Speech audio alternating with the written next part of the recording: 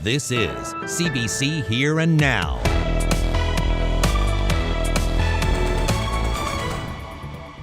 Tonight, an advocate for prisoners accused of abusing his power by extorting a man in a St. John's halfway house. The strike is heating up and protesters came together from different picket lines in one location in St. John's today to make their demands heard. All the honking horns you hear going by, it's so good. It makes us feel like we're not alone in this. That's coming up. Good evening and welcome to Here and Now. I'm Heather Gillis, filling in for Carolyn Stokes. Our top story tonight, a former manager at a high-profile prisoners advocacy organization has been accused of extortion. Reporter Malone Mullen has the details, but first, a warning. Some may find the details in this story disturbing. Rod Harris had a hefty job. He was second in command at the John Howard Society in this province, in charge of providing programming and counseling to prisoners in St. John's. Now he's been charged with one count of extortion while he was doing mandatory urine tests for clients on parole. According to documents entered in court, Harris threatened to fail one man's test if the man didn't provide him with sexual gratification.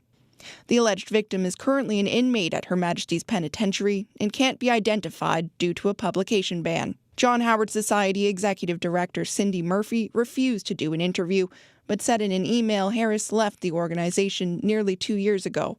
She said management became aware of a breach of policy and acted on it immediately. She refused to answer questions about the breach or about the validity of any other urine tests conducted by Harris. Harris hasn't yet entered a plea. He appears in provincial court May 31st. Malone Mullen, CBC News, St. John's. To the picket lines now, where several hundred striking PSAC workers came together in St. John's today. They aimed to amplify their demands and their voices, quite literally. Here Now's Henrika Wilhelm paid a visit and spoke to two of the strikers.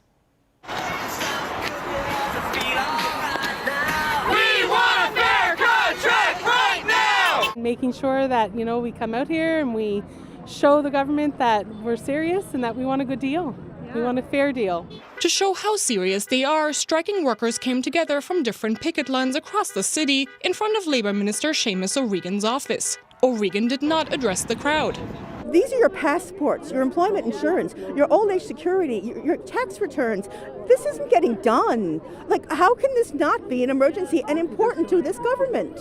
The strike involving PSAC members affects dozens of sectors. More than 155,000 workers are on strike across the country, 5,900 of them in the province on a total of 19 picket lines. They want fair wages, job security and an option to work remotely. What's important to everybody in this deal is different for each person in their life situation.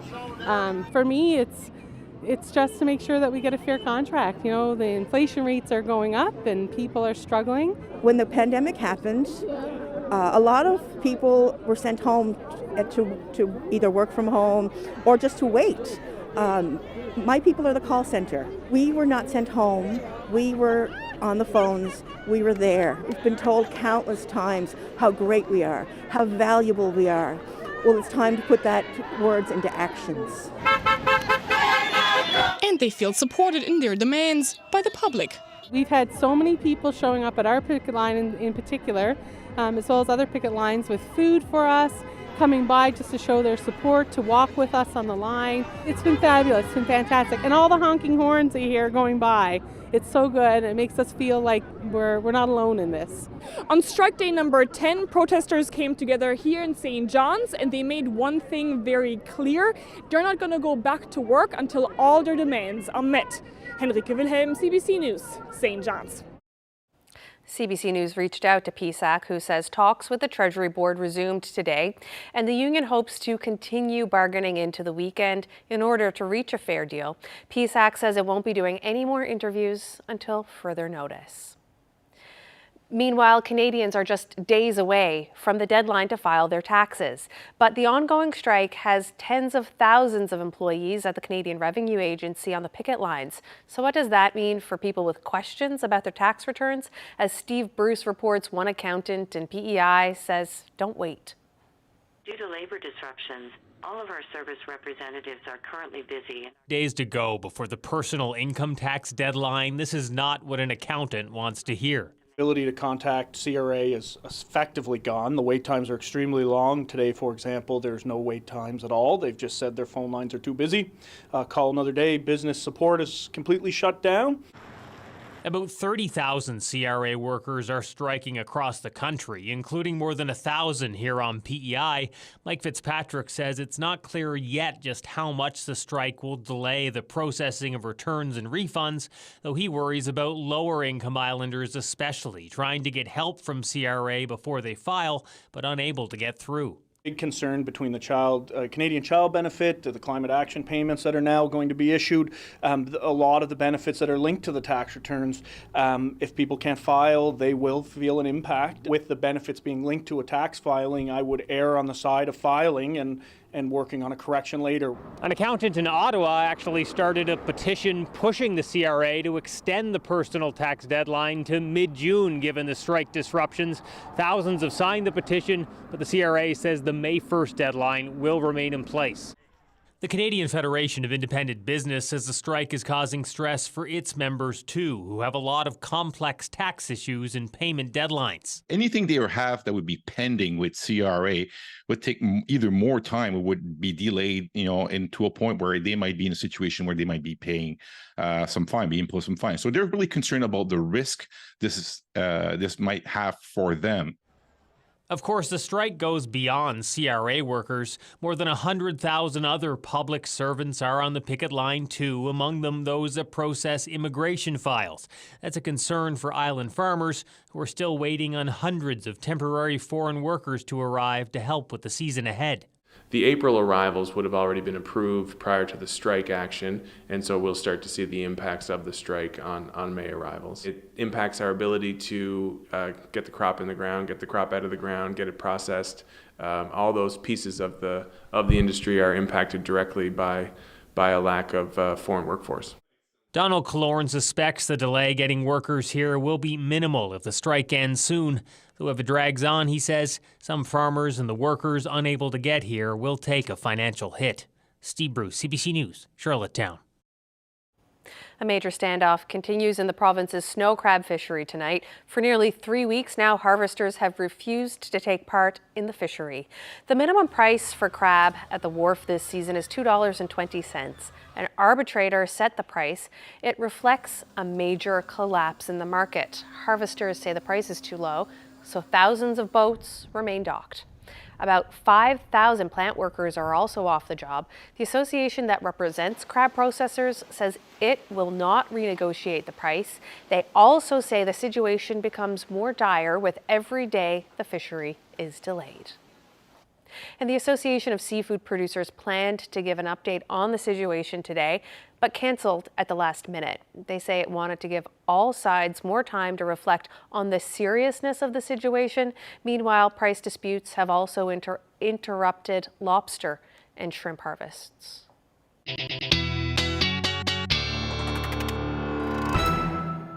Well, there were a few more peaks of sun out there today, but not quite as sunny as it was yesterday outside the studios here in St. John's. Temperatures pretty similar to where they were, though, about 3 degrees.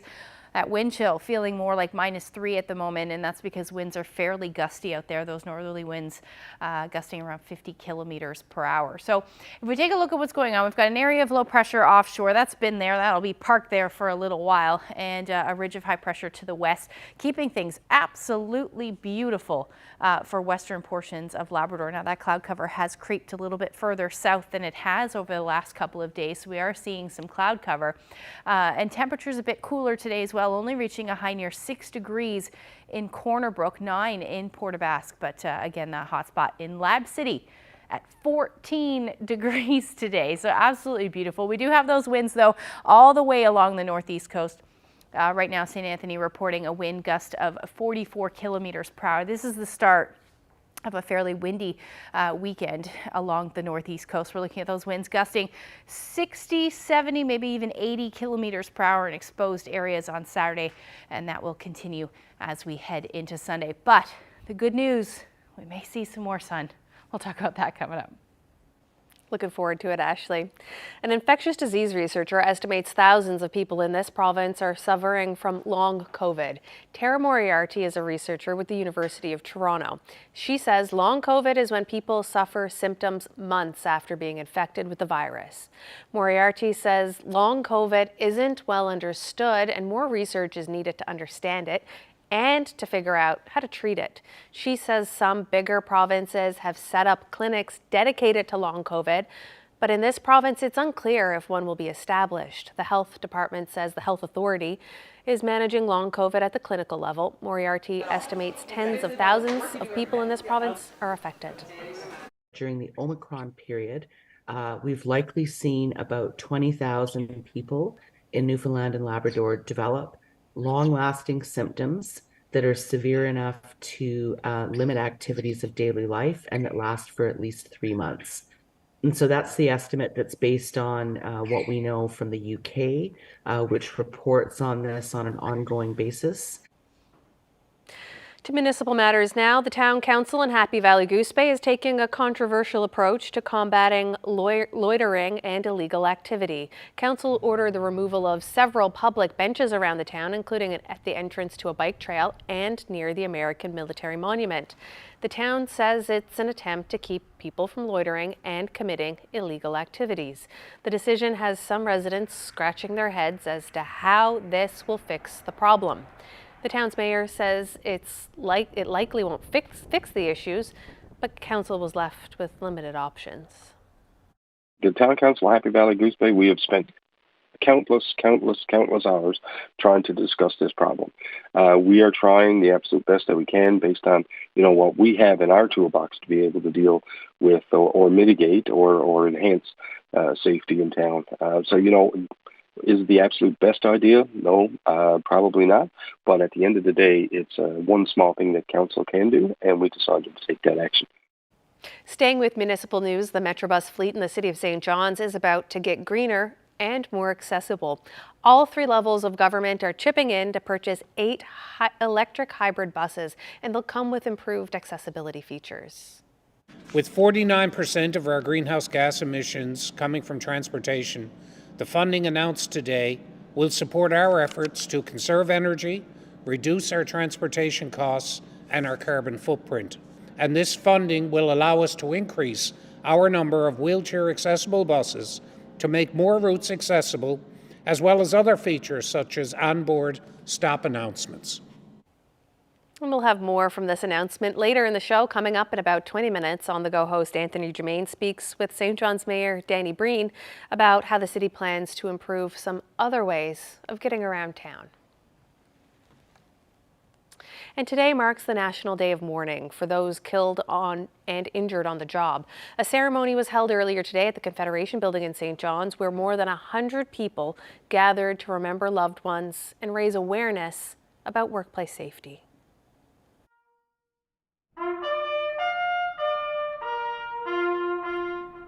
This day of all days is a time of year that we as a society stop and remember each and every person who failed to return home to their friends and family. Can you hear me? My name is Patrick Stamp, and I was involved in an industrial accident back in April 8, 2006, and I lost a friend that day in that accident. Today I laid a wreath with Colleen Jones, the wife of Wayne. I worked with Wayne on a number of years on different contract jobs aboard Coast Guard boats, and the last job that they worked on, he was working with the company Kenchi Buglin, and I was contracted out to do a welding job with him, and both of us entered the tank that morning, and sad to say that he didn't make it out. I'm Jean Rousel, and this is my sister Stella White. We're here from Dildo, and we're here to honor the memory of her brother Owen Higdon. He was working on the new police building, and it was the last piece of steel on the Friday evening, and his choker broke and the steel hit him, and of course he left behind his wife and his 6-year-old and a 1.5-year-old. So we're here to honor his memory. We're very happy that they do this because it's our way of coming out and honoring him. My name is Nicole Corcoran and I'm Drew's mom. I was 6 months pregnant when Drew's dad died in a workplace accident. It's important to show everyone that workplace safety is very important and to wear your PPE. And for our case, Andrew fell through an unmarked hole and he wasn't wearing any fall protection. If he was wearing fall protection, he wouldn't have died. So we come here every year so that makes sure people do wear their equipment. It's important for us to come to this every year to keep it alive so that people out there can go home at the end of a workday and they don't have to go through what we've gone through.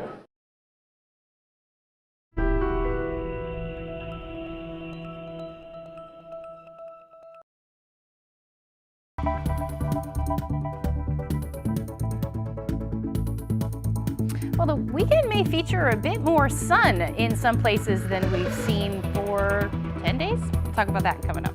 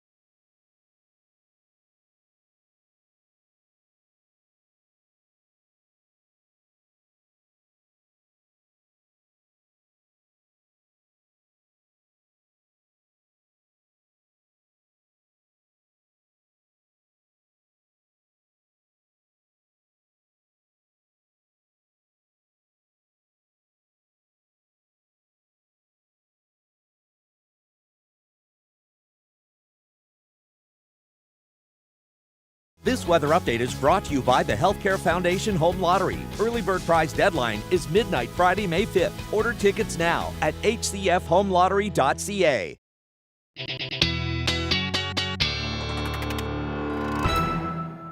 Well, it's shaping up to be a banner year for icebergs in this province, but one berg off the coast of Harbour Grace has been getting a lot of attention. It has. Photographer Ken Purdy from the town of Dildo captured aerial photos Thursday and shared them on Facebook. Here he is speaking with Weekend AM's host Heather Barrett, and we'll let him tell you what it's being called. I'm getting a lot of response, a lot of reaction from the photo because of its resemblance to part of the male anatomy, say. So, yeah. Yeah, I'm not sure if we can say this on the air, but I'm going to. It looks like a penis. Yes, exactly, yes. I didn't realize, like, as of this morning, now I got over 3,000 shares on it, so, and a lot of comments, so.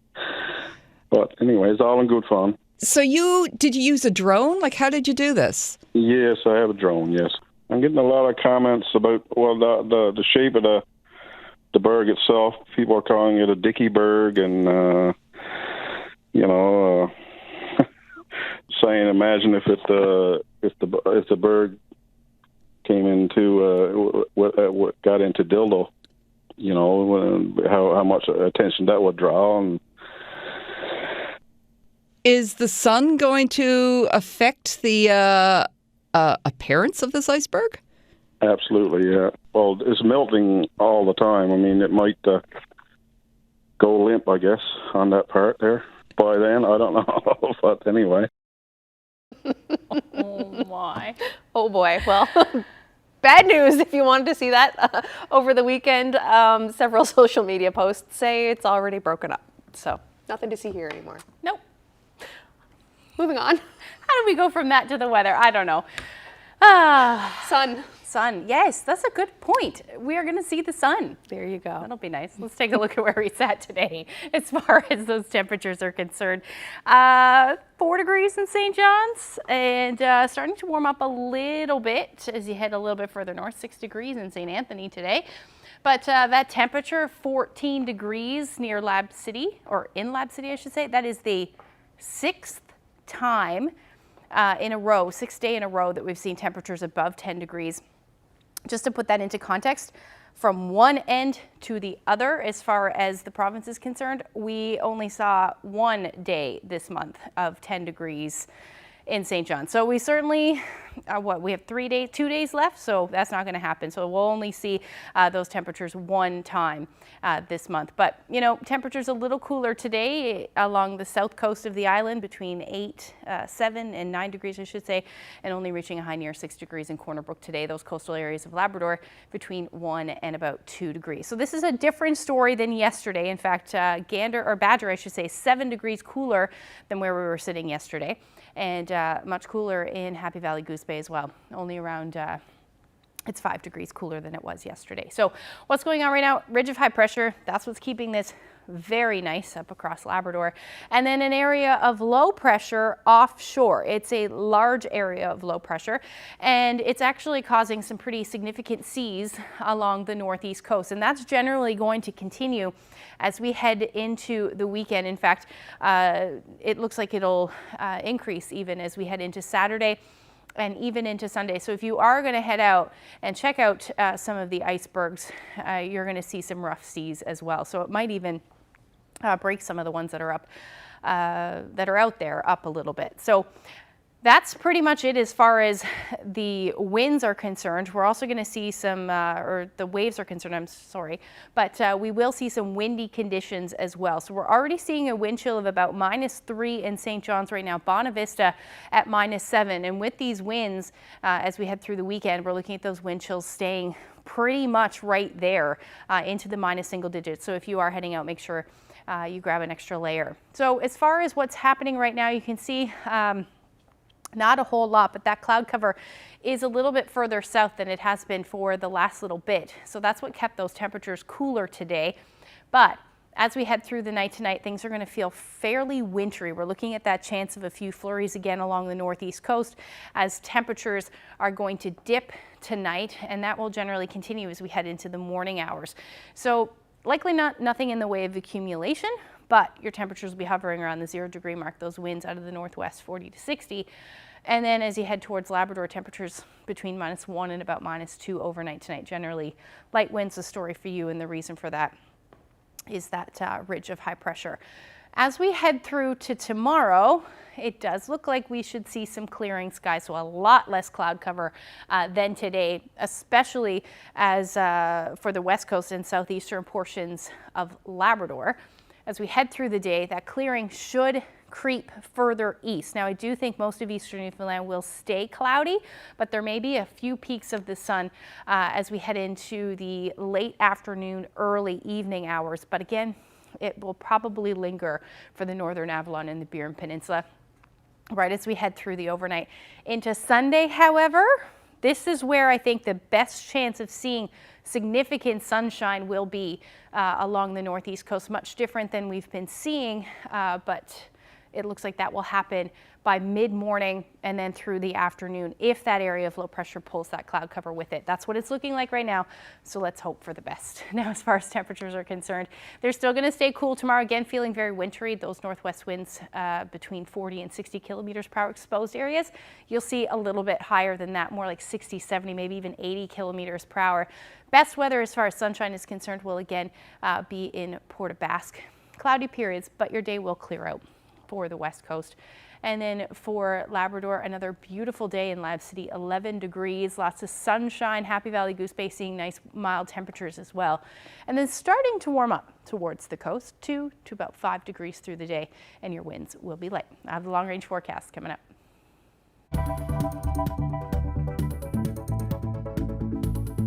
It's estimated 15 to 20,000 people in this province have felt the effects of long COVID. I'll speak with a researcher about that just ahead.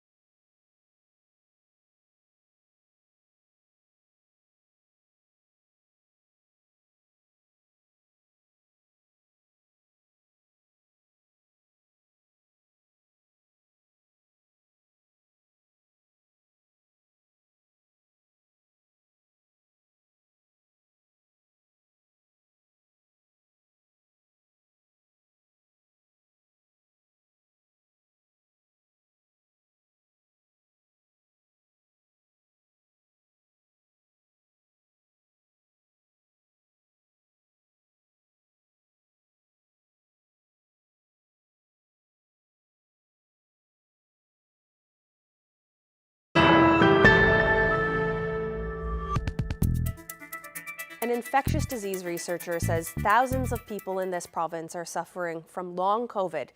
And it's unclear whether the province or its health authority have plans to address the condition with a dedicated clinic.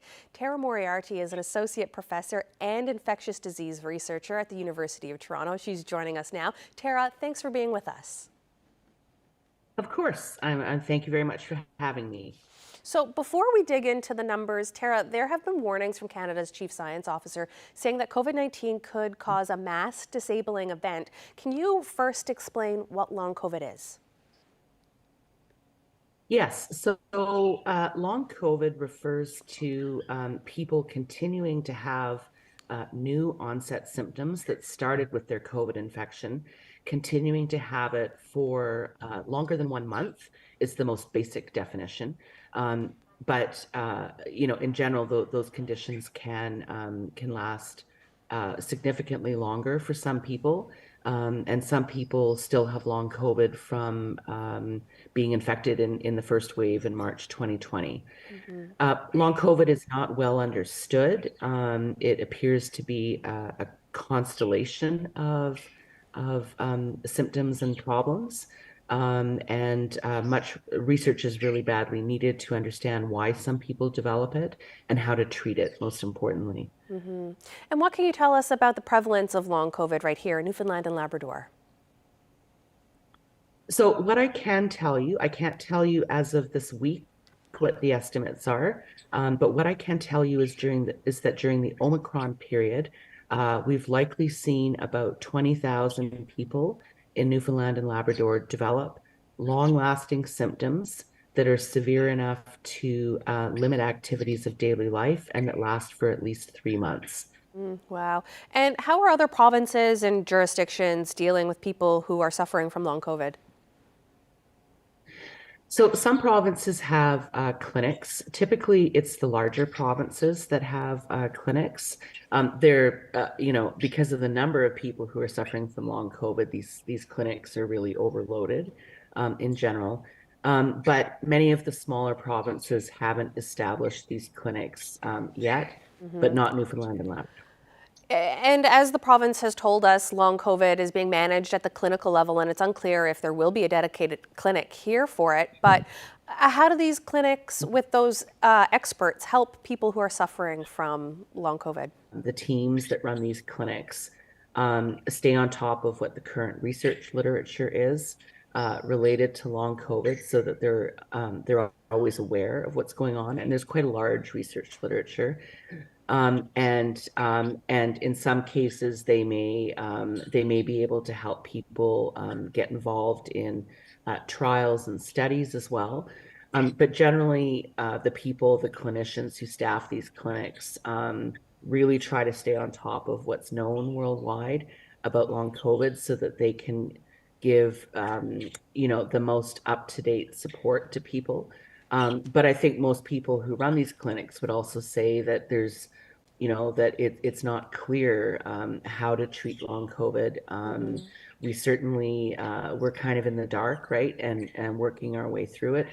But at least these clinics have people who spend a lot of time ensuring that they're as up-to-date as possible on what's going on with research and what options people may have for treatment. And what do we know about long COVID right now? You said, we're kind of in the dark, researchers are still figuring it out, but is there anything that we know for sure right now about long COVID? Yeah, so, there are several things. One, it looks like different people develop long COVID for different reasons, that the underlying mechanisms are a little bit different. So there's a fair bit of effort to identify, I guess, what type of long COVID people may have, and that may help to inform treatments. So, for example, for some people, long COVID appears to have an autoimmune component. It may be a response to a viral infection that's similar, for example, to chronic fatigue syndrome and other syndromes that have been very difficult to treat because we don't really know how they work. And then there are people who have long COVID who have really who had really severe damage to multiple organ systems because they had severe COVID, and who are working their way through a really difficult recovery and the complications that result from it. Okay, well, Tara, thank you so much for sharing all of this information with us. You're most welcome. I'm glad to help anytime.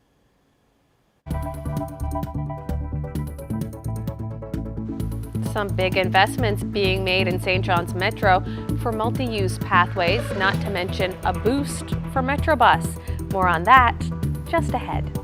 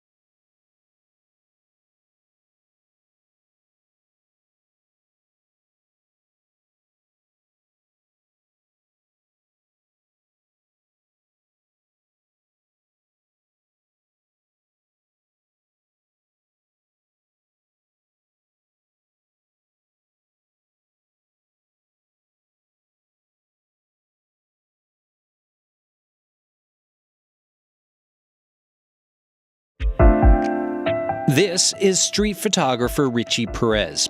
He's been showing up all over Newfoundland and Labrador, meeting folks and taking their pictures, but also talking to them and connecting with their stories, with their communities. Wednesdays this month on Here and Now, you will meet Richie and some of these people. We're calling it The Signal Connects.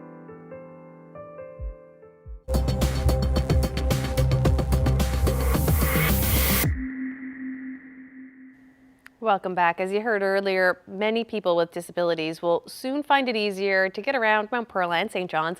The federal and provincial governments, along with the City of St. John's, are chipping in for 8 new accessible hybrid buses. Just yesterday, we reported that GoBus is bringing in a wait list this weekend to meet the demand for ridership. On the Go host Anthony Germain was at today's announcement and spoke with St. John's Mayor Danny Breen. Let's break it down, because I see here, so you've got these 8 fairly impressive large 40-foot hybrid buses that are going to be accessible. Can you give me a sense of what it is these buses offer? Yeah, so right now we have about 6 accessible routes that are serviced in the city. This will allow us to expand that number and provide more accessible transportation on the larger coaches as opposed to the Go bus.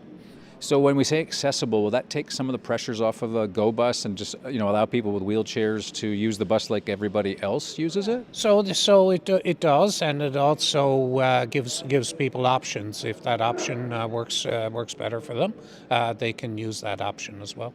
When it comes to accessibility, as I'm sure you're aware, there have been some people who've gone public this week with their dissatisfaction with Go bus. Is the city looking into this? Because it seems as though the wait times have grown. Go bus has warned people their trips could be cancelled. Yeah, there's been some issues there that have been identified. Councillor Ellsworth, who's on the St. John's Transportation Commission, has been leading a review of this along with their staff at Metrobus. So they're looking through those issues now and addressing them. Any idea how long it's going to take? Because it seems as though the clamor is growing that something's not fine with Go bus. No, we need to address those issues, and so they're working on that now, and hopefully very shortly they'll have some solutions. Now back to this announcement on the more positive side than what's going on with Go bus. Not only are those 8 buses, but also there's a project for 10 other buses that could come into being. That's a lot. Yeah, so there's a possibility, and those 10 buses are smaller buses that would serve smaller routes. So there's been some work done on the possibility of having an on-demand service where you kind of build your routes in real time. That's a plan that's a little bit down the road, but the funding is there should we proceed with that to implement that kind of program. A lot of details in this announcement, and I got to say now, this is admitting a bias. There are some significant expenditures here on what you just referred to as shared use paths. So I hear bike paths when I hear that language. Yeah, so the shared use paths, right now we've previously talked about the Kellysbrook trail, which runs from Kingsbridge Road out to connect to Columbus Drive. That funding is included in there. It also talks, excuse me. And that's $5 million for a 5-kilometer long route, right? Yeah, so then also Canada Drive is included in that, plus one that's beginning very shortly is the Elizabeth Avenue from Allendale Road to Peyton Street. The trail itself will be done over a 2-year period, but there will be a major reconstruction of Elizabeth Avenue in that section, right to actually Elizabeth Avenue from Allendale Road to Freshwater Road. So because of this money, while we're doing that, we can also put in place the multi-use trail from Allendale Road to Peyton Street. So there's a chance that St. John's might become a little more cycle-friendly as a result of this? You know, we're focused on active transportation. We're focused on multi-use trails as getting around the city and providing that type of framework. Whether on bicycle, wheelchair, or strollers, just to make it easier to get around the city. It's a challenge in our city. The topography of the city is a challenge for us, but with the help of the federal and provincial governments, we have the funding in place to make some progress in that area. Cycling in and around the downtown is not for everybody. You have to be in pretty good shape to make it up Shaw Street, for instance, or Leslie. But a lot of cities, as you probably know, have these bike rentals that pedestrians can sort of plug in a loonie or put in your credit card rather and go for a ride. Do you ever see a time when St. John's might actually have that? Because everyone says it's hilly, but there are some very flat, easily accessible areas to our city. I've noticed that there's one independent business downtown that's going to be renting electric bikes, e-bikes, in the near future. So that's something there. But yeah, I think as bicycling continues to grow and as the trail system evolves, that you're going to be seeing more opportunities like that. All right, Danny Breen, thank you very much. Thanks, Anthony.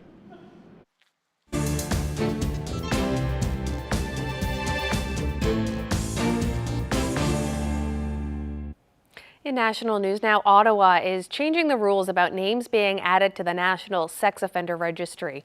This following a Supreme Court decision striking down some aspects of the criminal code. The court said putting offenders on the list automatically was a violation of their constitutional rights. New legislation would allow certain offenders to be exempted if they can prove they pose no future risk. The bill includes other changes too. Have listened to the provinces and territories and law enforcement who have called for the registry to be modernized. Through S12, we are adding the non-consensual distribution of intimate images and sextortion to the list of offenses that require a registration. The legislation put forward today, once passed, will ensure that survivors have a say in whether or not they want their names published. It gives them the control to tell their own stories and to do so in their own words. The changes come 6 months after the Supreme Court decision. And in other news today, King Charles became the honorary commissioner-in-chief of the RCMP. The ceremony was held at Windsor Castle. RCMP Interim Commissioner Michael Duham presented Charles with a special RCMP officer's sword commemorating the force's 150th anniversary and the delegation of another gift, Noble, a horse from the RCMP's musical ride, now to carry Charles in the trooping of the colour ceremony. Queen Elizabeth became the RCMP's first honorary commissioner-in-chief on her Diamond Jubilee.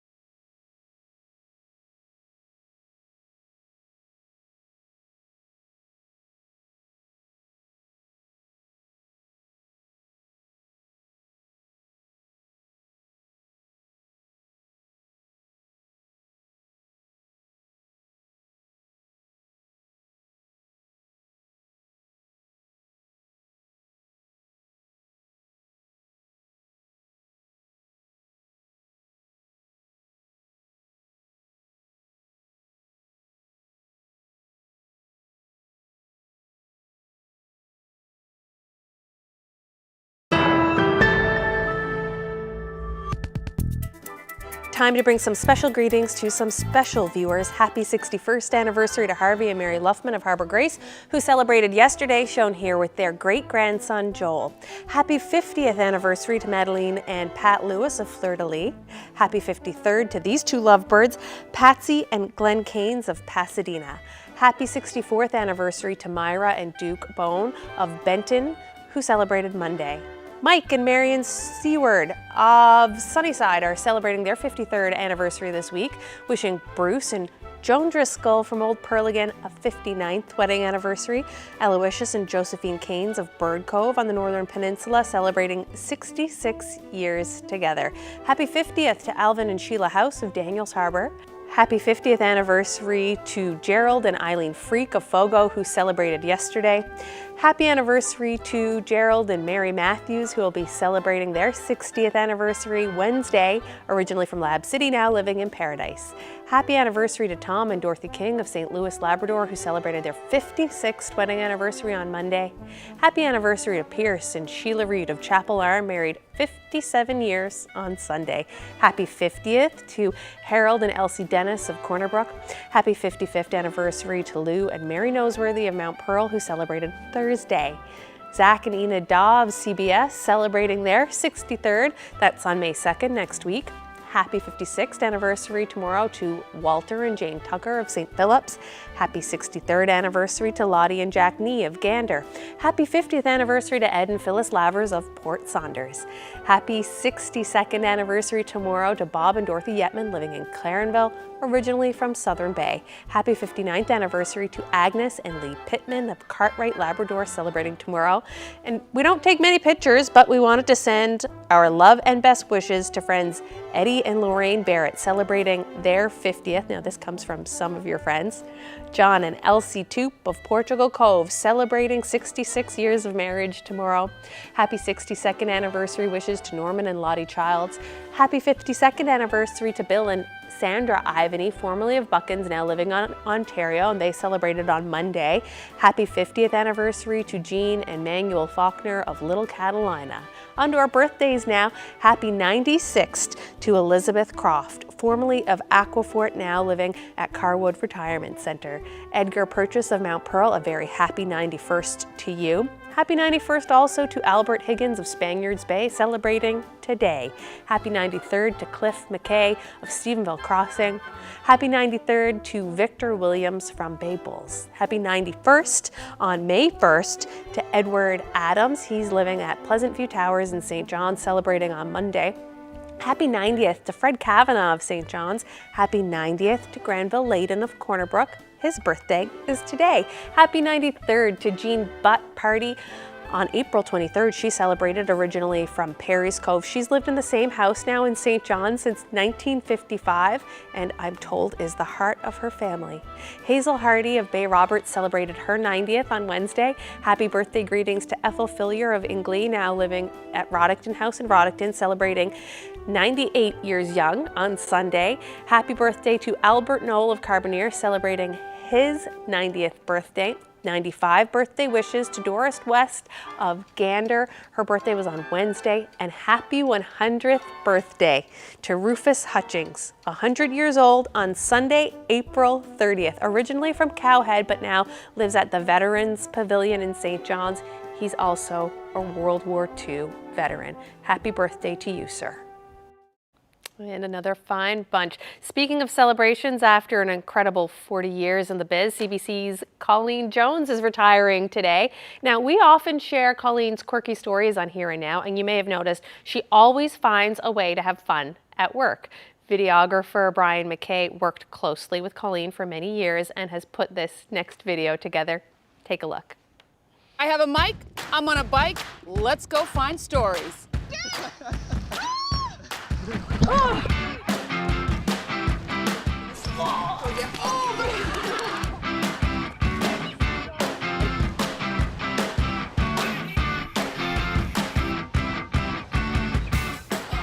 I'm impressed. The 7.4-kilometer loop will hike up 430 meters. This is spectacular. What a view.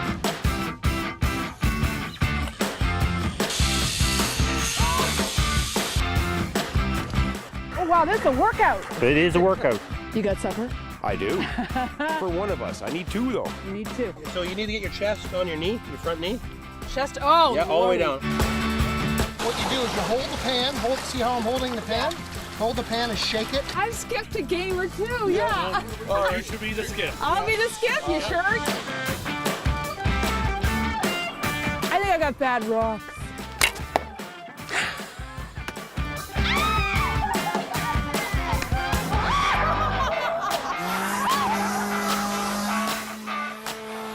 Okay, yeah, okay. I think See the whole idea. I get the idea. Did I find something? Keep your body straight. Body is straight. And then just go like this. You got it. There you go. I don't think I've got it. Maybe I'll go set up an interview now. Till next time.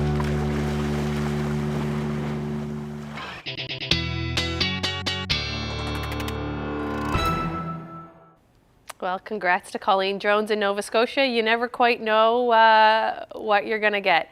We're certainly going to miss her reporting. And speaking of not knowing what we're going to get, weather. Mixed bag, sun. Well, I mean, grayness. the forecast over the last 10 days or so, it is literally what you see is what you get. So there's a bit of a change in the forecast for Sunday, which is nice. We might see a bit more sunshine across parts of the province. Let's take a look. We'll jump right into it there. So Saturday evening, we may see some clearing skies for the Avalon as well, but not until the evening hours, and that should set the stage for a pretty nice start to the day on Sunday. Some clouds may move back into the evening hours, right from Bonavista North all the way through to the northern Avalon. Otherwise, an absolutely gorgeous spring day on Sunday for pretty much the rest of the province. Now we will see the temperatures pretty lovely as well, somewhere between 6 to about 11 or 12 degrees. Warmest will be in Happy Valley Goose Bay, same thing for Lab City, but you'll see a bit more cloud cover through the day on Sunday. And then only sitting around 4 degrees, it looks like, for the northern Avalon. Now, if we see a bit more sunshine, that may bump up a degree or two. So we'll keep an eye on that one. But Cartwright, you'll have around the same temperature, about 4 degrees, and about 6 in Nain. So Sunday evening into Monday, it looks like the sun may stick around, at least for a little bit, as we see a bit of a wind shift, that area of low pressure offshore. But in this case now, it looks like some clouds will move in for the southwest, which has been completely opposite to what we've been seeing, and then Labrador as well. So the winds are going to shift more southeasterly, and that is going to bring some of that cloud cover towards the southern areas of the island. Now, as we head into the evening hours, that cloud cover will start to work its way further north. But for now, it looks like we'll see between 5 and about 12 degrees, so bumping up those temperatures a little bit. And then up across Labrador, hot spots should be in Happy Valley Goose Bay. Now, we will see some showers move in late day for Lab City, and that's going to continue as we head into Tuesday as well. For the coast of Labrador, you're looking at between 3 and about 6 degrees, and then temperatures between 5 and about 7 on the northeast coast. So temperatures a bit warmer, certainly, than they have been over the last couple of days. Taking a look at the long-range forecast after Monday, I do see the clouds moving back in, along with some drizzle, potentially some showers, but temperatures will hover somewhere between 5 and 6 degrees, overnight lows between 0 and about +2. And then for central Newfoundland, it's looking like pretty much the same story. So 7 or 8 degrees for Tuesday and Wednesday with the chance of showers. It should stay dry on the west coast as you see your temperature around 12 on Tuesday, but a bit of a dip and cloud cover for your Wednesday around 8 degrees. And then for eastern Labrador, again, a beautiful stretch of weather. A bit more cloud cover though as we get into Tuesday and Wednesday than we've been seeing, and daytime highs between 8 and 10 degrees. And then for western Labrador, the showers on Monday will continue on Tuesday, and then we may mix with some snow on Wednesday, but your high will be around 6 degrees through the day. Speaking of icebergs, here's a lovely one in Chance Cove. Marie shared this great shot with us earlier, or yesterday she shared it. And if you have any photos that you would like to share with us, send them to Facebook, Twitter, or email them. That's the best place, to nlphotos@cbc.ca. Oh my, not like the iceberg story we had on the show a little earlier, but thank you for sharing this one with us, Marie. And I mean, it should be a nice weekend to go check out some icebergs. Yeah. A little windy, but Hopefully the fog will stay. That's right. Well offshore. Monday, May 1st. Into a new month. Oh my goodness. We're there. All right, we'll leave it there. Thanks for joining us. Good night.